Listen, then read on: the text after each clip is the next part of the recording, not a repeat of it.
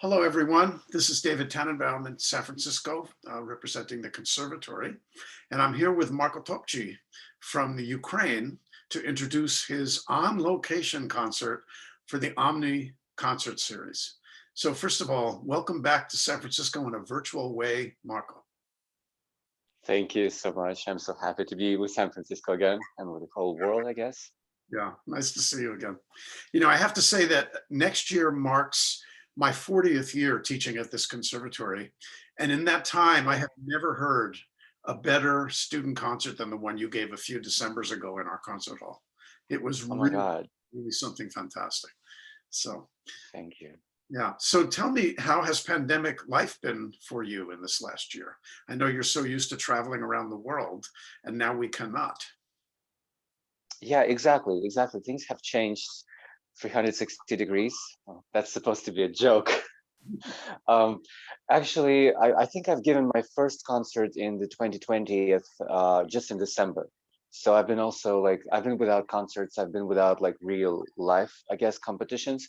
But surprisingly, there's something about the way my psychic works that it kind of suppresses stress from it. So I basically felt quite comfortable being home. And while knowing that that I have stopped traveling, I felt that I have a lot to do in terms of growing. You know, sound exploration never stops, and I don't believe that it will stop ever. And the moment I think that I found something is exactly the moment that I would probably lose something if I keep thinking that. So there was really uh, a lot to work on, and I didn't even expect to like load off real life competitions and load in uh, virtual competitions, but I kind of had to, just because this is the way my mind works. If I see an opportunity, I try to just make the most of it. And I saw an opportunity there. And it was like from May to November, it was like tons of work, because the specifics of that job starts to shift and change. I really had to like you have to record a half an hour program sometimes for the final round, and it has to be it has to be more precise than it is acceptable maybe in live competitions, because we know how things can go. You start right over and you have no chance to like replay. But with online things, there are opportunities to like start over, because you're looking for that kind of a well virtual perfection. So you're really looking for that take that you feel that is okay, and that really required so much additional work that actually what was surprising to me is in December when I played the concert, I didn't feel that I had a break. I actually felt quite comfortable on stage because of all of these things that I had to do.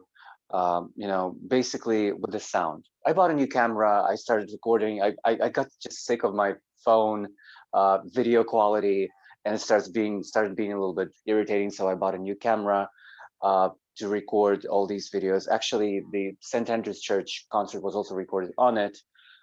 So yeah, I'm really happy to present it. That's fantastic. Yeah, one thing that stands out about this concert is the fact that it's one camera only. I mean, we've all been watching multiple stream concerts in the last year. And what artists do is have multiple angles so that they preserve the possibility for editing. And in this case, yes, you've edited between the pieces, but there's no editing in the pieces, and it's real time playing, which sounds pretty perfect, but it's riskier that way. And I really appreciated that you did that. Thank you, thank you. You know, I had doubts about that really, because we have hired two additional cameramen, and we had two additional cameras. It's just like the way the video actually turned out to be was it was really better to make it with one camera, in the end. But even if I would be doing a video with multiple cameras, maybe there could be space for some editing if you're able to take like several takes of the same piece from begin till the end, because really recording in pieces is really uncomfortable in terms of like getting in the mood. So maybe I would be looking for a possibility to record pieces like in full length several times, and maybe doing cuts in between, as a solution to like finding that good interpretation, although even breaking that up could cause some kind of like divergence maybe within the piece. But generally, I was really looking for that, or we were looking, because it's my mom who actually produced the video. She made the full video, so she was really happy to do it, and it's her new thing to do. Besides songwriting, she also does videos, and let's say that we were looking for a optimum solution to make this really feel real, because it's a concert. And I guess perhaps it's the first work that I've done that way, which I'm also happy about. So it marks kind of like a new thing that I've always wanted to do. And finally, there was a possibility to there was a request like that as well. And few players can get away with it, but you really did. I have to tell you, I'm a musician first. So I'm very happy to just have one camera watching you play and just listen. And I'm really glad to hear that. I know it can help the player, but boy, for me, it becomes distracting. Like I find myself with movies, when there's the moving camera all the time, I'm not as happy as when it's more stable. So I just enjoyed having. Well, if it's that way. What's that? Sorry. I keep forgetting that we're like live and we're interchanging cameras. But if it's that way, I'm really happy that it turned out that way, because as we all know, if you're this thing, that you might be having doubts about doing something specific, because you know that there are so many other possibilities and options. So when we were doing one camera, I was really thinking that, oh, we should probably do more cameras. Yeah, for me. So if I would be doing more, yeah. Watching you play. Let's talk about the church for a second. It's a magnificent church, St. Andrew's, untouched since it was built in 1754, not renovated, not destroyed in any way. I assume you have a history with that church, right? You've played there before, am I right? My history has started with this church, right, with this performance, because for some time it has been closed for performances, or let's say just closed for visiting. So I've only had the opportunity to actually see it just like walking by, because it's in this historic district of Ukraine, of Kiev, that I've been passing by very often. And actually, it was so coherent with the whole space, with the general space, that I never really took it into like full attention until I finally, I just recently had thoughts just during the pandemic, but I don't remember, I think a couple of months ago, or before the request to record in a historic place, I was just thinking about like whether we Ukrainian musicians even play in churches or record in churches, because I know that is very common, and it's generally a good idea to do it in a church. And people for Naxos do it in Canada. And I actually never got to record it in Canada in a church because of how my flight turned out. So I did it in Florida. So I've never really had that experience. And the competitions that I've been to playing the final in the church have turned out to be so difficult to like manage this whole acoustics. But I've been thinking ever since, do people even do that in Kiev? Because the Orthodox churches may be working differently. I had no idea. And suddenly comes this possibility, and easier than expected, because I was thinking that I was expecting to like scout the whole city for that perfect place, until it actually showed up itself instead. So I've never been inside of it, and it's considered kind of like a church museum church. It doesn't have a big space, but that's really enough. This one dome really suffices. The acoustics over there really sounded like we didn't have to do almost any sound editing, like after the sound like just like got in the mics, which was amazing. I think I've got a new place. I've found a new place to just like to record potentially. So yeah, opens opportunities. Yeah, I made my second recording of Hens's Royal Winter Music in a 12th century church outside of Torino in Italy. It was so fantastic. The acoustics were so long, but we had many takes ruined by airplanes. And I would think if you Yes. put in there, you know, it's so prominent in the city, you will probably have that happen sometimes, I would think. Exactly the thing that we had, exactly the thing that we also had in this church. There were some things that have been interrupted by even like noise from some kind of metal door outside. It's quite noisy outside. That's the downside. Yeah, that's the It's downside. amplified in acoustic like that. And, you know, Mhm. it's so lovely to hear, well, a piece like La Cathedral in a church like that. I have to tell you that for me, maybe the biggest revelation of this program was the Bach chorale, which is such a beautiful organ chorale. Busoni made, you know, a piano version of it, but I just am curious about your transcription of it. Is it something you've done recently? For listeners out there, it is an organ chorale, so it's three parts. Mostly the middle one is moving the most. There's this very slow, gorgeous sort of cantus firmus on top. But within each part, the intervals are not so big. They're very, you know, singable. So with some really tricky left hand work, it can really work on the guitar very beautifully. And in that church, those long lines really came out magnificently. So just tell us a little bit about that transcription, if you would.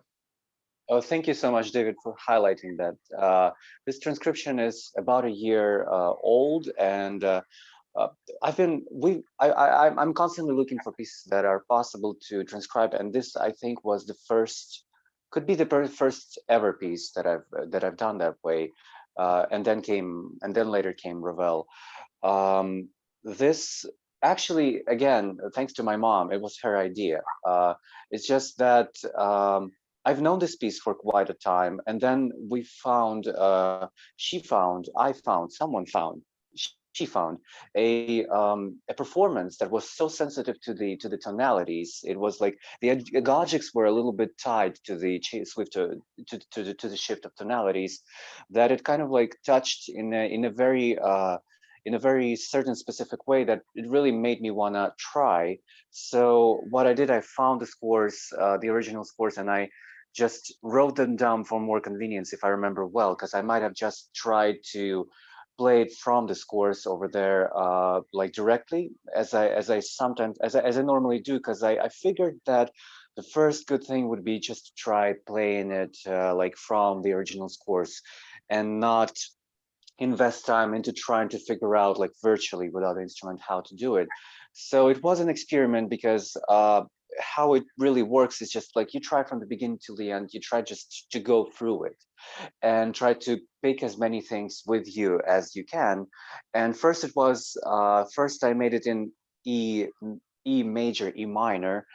So then later came this idea with a capo, which brought us to the original tonalities.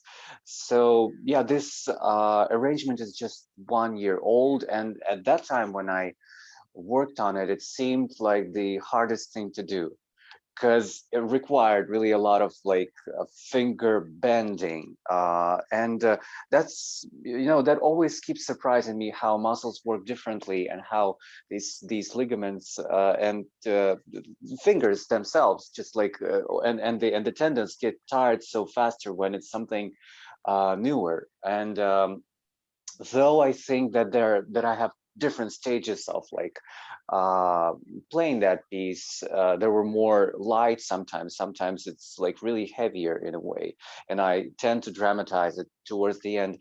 I still haven't figured out the final, I think I haven't figured out the final like way I would like to interpret this piece, because it's really very intuitive, like intuitive to the place that I'm playing it in. Generally, I'm looking forward to like making more arrangements like that, because there are pieces that are arrangeable, and it didn't seem that way at the beginning. So to my surprise, all of the things were actually put in the score, so I didn't have to cut away anything, except for sometimes moving the bass a seventh up instead of like a second down. And it didn't even like bother my hearing. So it's like I'm really glad to say that it's like fully preserved in a way, and then presented.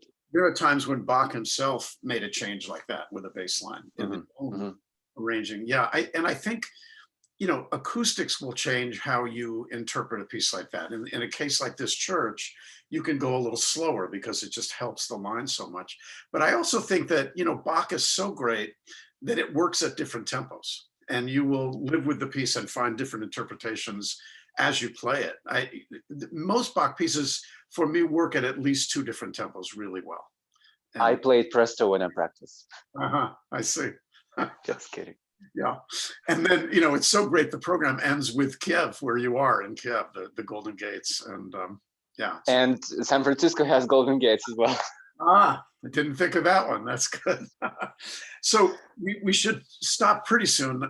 But I just want to ask you, there are young players out there listening, I'm sure, and you've won so many competitions. I think it's 25 first prizes or so, which is just phenomenal. I don't know if anybody on any instrument can claim that. You've spoken a little bit about competition preparation in the beginning of our talk. Do you have any tips for young players in terms of approaching competitions? Do you, for instance, are you thinking in a different way than you approached preparing for this recital? I try to mix them all together. The things that I prefer to play. This is why I've been in trouble quite often in competitions, is that I try to play whatever I like, and sometimes things that I like are Roland Dientz's Liber Sonatina, and I remember getting in trouble for it just a few times, and sometimes trying like within a couple of years again and again. The real thing that I wanted to say is that I've been analyzing what really changed me, like when I was a kid, and I think it's my parents asking my teacher to give me something harder and something more interesting. I cannot stress this enough, emphasize this enough, that as soon as we get something interesting to work on, our progress starts to it gets enhanced by that interest. So try to get your hands on whatever interesting you see. It could be like, I think it's not long until we see kids like 13-year-old kids playing Dua Canzone Lidi, which are quite difficult to maybe like read, but still, once you get them, probably just like rockets out from there. So just try to get your hands on something really interesting and inspiring, and I think that you will see the progress faster.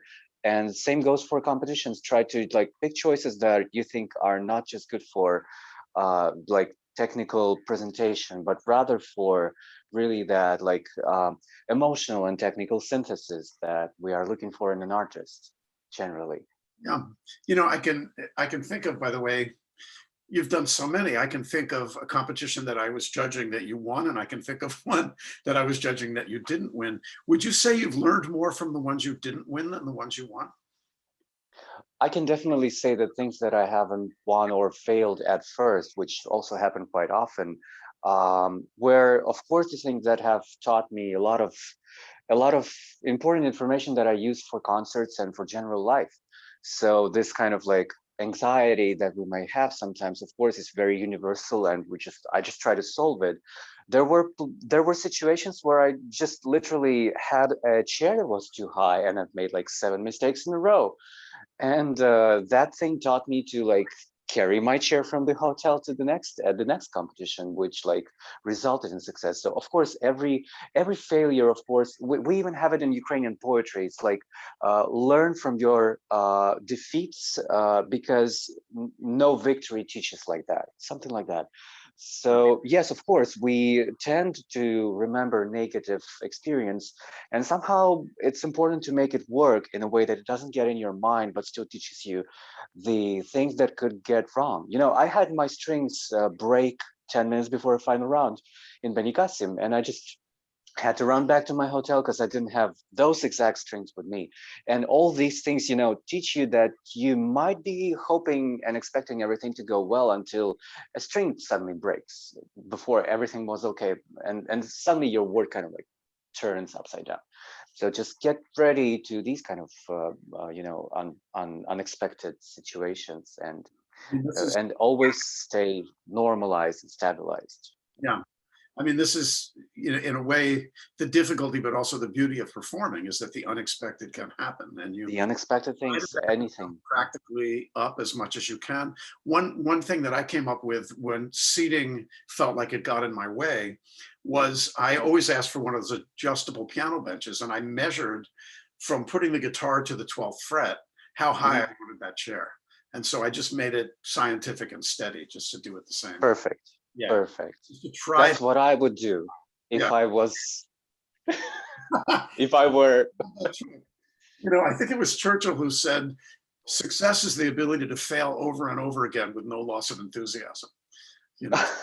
I love that as well. Yeah, and it's very, very close to my personal truth as well. Yeah. Yeah, failure cannot really be the reason to stop. Right. It has to be interesting, but like failure cannot. And I keep hearing it in series that I watch, in films that I see, is that relentless search is the key to possible success. Yeah. Well, let's end on that note. Marko, thank you so much. First of all, David, beautiful playing and for your time today. It was a delight to talk to you. it was a delight for me as well. Thank you. Okay.